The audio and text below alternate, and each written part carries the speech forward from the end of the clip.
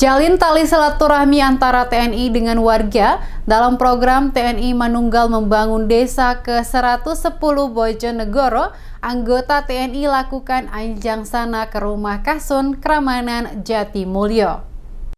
Dalam rangka program TNI Manunggal Membangun Desa reguler ke-110, anggota TNI lakukan anjang sana ke rumah warga untuk jalin silaturahmi. Dengan kegiatan tersebut tentunya wujudkan kemanunggalan TNI dengan rakyat, sehingga dengan terjalinnya silaturahmi tentunya akan eratkan keakraban dan sinergitas antara TNI dan warga. Dalam kesempatan ini, anggota TNI sempat kunjungi rumah Kepala Dusun Kramanan, Desa Jatimulyo. Kehadiran anggota TNI ini disambut hangat oleh Kasun dengan keramahannya.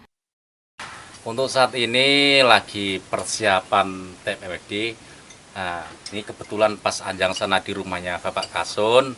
Alhamdulillah Bapak Kasun sangat antusias, sangat senang sekali sehingga kita dijamu seperti ini, dan dengan adanya TMMD sangat senang sekali. Untuk tujuannya kita yaitu tujuannya untuk kemanunggalan antara TNI dengan rakyat biar lebih erat, lebih bersinergi lagi. Nampak keakraban terjalin di antara mereka sembari duduk mengobrol dan mencicipi makan lontong.